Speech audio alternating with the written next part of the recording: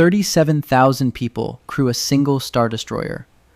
We picture all of them as soldiers, grim troopers in gray, manning guns, marching in formation. They're not. Most of them have never touched a blaster on duty. Someone on that ship runs the laundry for 37,000 uniforms. Someone cooks 100,000 meals a day. Someone fixes the plumbing when a toilet breaks on Deck 19. Someone files the paperwork when a crewman requests leave. A Star Destroyer isn't a weapon with people inside it. It's a city the size of a small town, flying through space, and like every town, it needs cooks and janitors and medics and middle managers far more than it needs heroes. Here's the uncomfortable part. That's what the Empire actually was. Not Vader, not the Emperor. 30 million ordinary people who showed up, did a shift, complained about their boss, and went to sleep, serving the most evil regime in the galaxy, one perfectly normal workday at a time. This is the Empire nobody makes a movie about. So we will. The numbers come from Legends, the old expanded universe, reclassified as non-canon after 2014, but still the most detailed accounting of Imperial military infrastructure we have. End Games Imperial Sourcebook from 1989 established the standard. An Imperial I-class Star Destroyer carries a crew of 37,085, broken into 9,235 officers and 27,850 enlisted personnel, with 275 gunners on top of that, a total ship's company of 37,360. The 9,700 stormtroopers are a separate complement entirely, ground assault troops, not crew. Strip them out and you have 37,360 people whose job is running the actual ship. Of those 37,360, 275 are designated gunners. 275 people with a weapons station out of over 37,000. Everyone else is something else. Engineers maintain the reactor, life support, and hyperdrive. Sensor operators cycle through thousands of feeds. 72 TIE fighters sit in those hangars, and each one requires mechanics, armorers, and fuel handlers to be combat ready when the order comes. Navigation teams, communications officers, damage control crews. Then come the people running what is, functionally, a mid-sized flying town. A modern U.S. aircraft carrier operates with roughly 5,000 personnel and is explicitly described by the Navy as a floating city, capable of sustaining itself independently for months in hostile waters. The USS Gerald R. Ford produces over 400,000 gallons of fresh water daily and serves more than 18,000 individual meals per day for that crew. Scale those ratios to 37,000 people, and the arithmetic points towards something north of 130,000 meals a day. An extrapolation from carrier data, not a canon figure, but not a wild one either. The Navy's own technical specifications require a minimum of 24 pounds of laundry processing per berth per week aboard vessels of this size. For a crew of 37,000, that is roughly 880,000 pounds of laundry every week. Medical planning on large naval vessels runs at approximately one physician per 1,200 personnel, about 30 doctors, plus hundreds of medical technicians. The Legends sourcebooks are explicit that Imperial warships were designed with massive crews because the Empire had the manpower and saw no reason to automate what people could do cheaply. That was a deliberate institutional choice. A Navy culinary specialist starts before 0415, before the first watch changes, before most of the ship is awake, and runs through breakfast, lunch, dinner, and sometimes a fourth service before finishing around 1800. Every day, no exceptions when underway. The environment is an industrial kitchen in a pressurized hull, steam equipment in confined quarters, strict inventory rules enforced through cost reports filed after every service.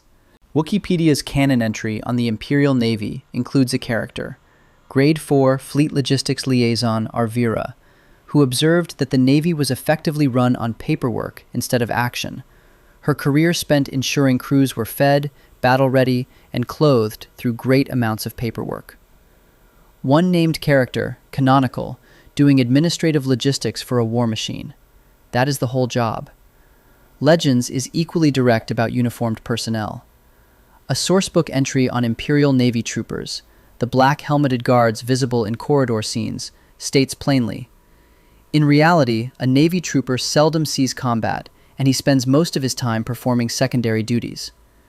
People in Imperial military uniform, carrying rank, serving at the pleasure of the Emperor, spending their days on checklists, shift handovers, maintenance logs, and watch rotations." The fleet's workforce extended well beyond the Navy roster. Building 25,000 Imperial-class Star Destroyers required a manufacturing apparatus that consumed entire planetary economies. Kuat drive yards produced the ships. Scianar fleet systems built the TIE fighters that filled the hangars, a contract running the length of the Imperial era. Wikipedia's canon entry on Morgan Elsbeth describes how she plundered entire planets for their resources, forming an industry that made her one of the architects of the Imperial Navy. Civilian engineers, procurement officers, quality inspectors, and logistics coordinators moved through this pipeline by the hundreds of thousands. On Coruscant, large numbers of ordinary workers sat at data input positions, running the administrative apparatus for a civilization spread across millions of worlds. Andor made this visible in a particular way. Rows of clerks in the Imperial Bureau of Standards doing compliance work, ISB supervisors competing over jurisdictional filings, an entire security apparatus whose primary language is the memo. A California State sociology journal described the series as depicting imperial oppression in a relatable, grounded way. The word relatable is doing significant work in that sentence. In 1961, Yale psychologist Stanley Milgram began a series of obedience experiments that ran for 2 years. The headline result, roughly 65% of ordinary participants followed commands from an authority figure, even when those commands caused apparent serious harm, entered the cultural record. The mechanism Milgram proposed is less famous but more useful, the agentic state.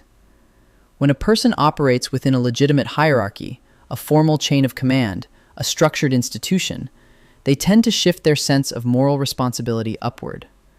They experience themselves not as autonomous moral actors, but as instruments of authority. The person issuing orders carries responsibility for outcomes. They are just carrying out the task. Milgram explicitly extended this framework to describe how real organizations, not just laboratories, produce compliance at scale. Albert Bandura mapped the mechanics in more granular detail. His work on moral disengagement identified how people within institutions can participate in harm without internal condemnation. 2 mechanisms dominate large hierarchical organizations. Displacement of responsibility. The admiral gave the order. Diffusion of responsibility. I am one of 37,000. My contribution is negligible.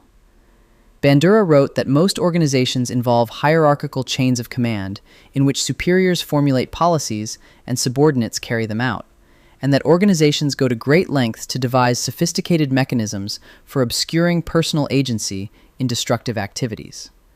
The institution doesn't need to convince workers to cause harm. It needs to ensure that at every level, no single worker feels they personally are doing it. Hannah Arendt named the pattern in 1963. Large bureaucratic systems enable functionaries to participate in massive harm while experiencing what they do as routine administrative work, not through malice, not through ideology, but through thoughtlessness. The failure to reflect on what the institution is actually for. This does not make the evil small. It makes it sustainable at scale, which is a different and more dangerous thing. The cook feeds the crew. The crew operates the ship. The ship executes fleet orders. The fleet serves the moffs. The moffs answer to the emperor. At every link in that chain, responsibility diffuses. Nobody holds the whole in mind. Nobody has to. That structural feature, the carefully maintained distance between any individual's daily task and the institution's actual purpose, is what allows tens of millions of people to sustain a machine capable of burning a planet, and for almost none of them to feel that they did it. 31 million personnel is a conservative slice.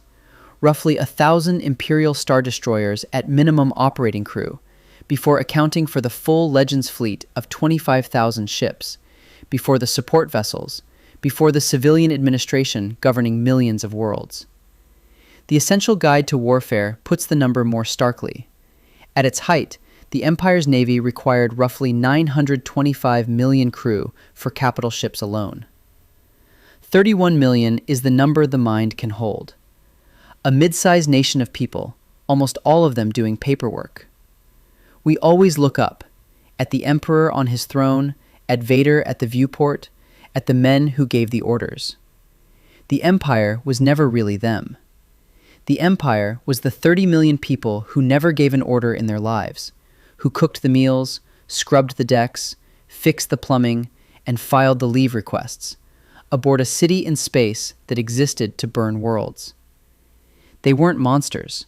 That's the horror of it. The most evil regime the galaxy ever produced didn't run on hatred. It ran on clocking in. And the most disturbing question Star Wars never asks isn't, how could Vader do it?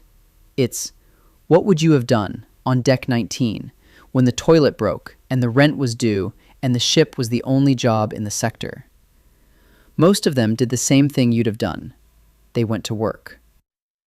Subscribe for more stories like this.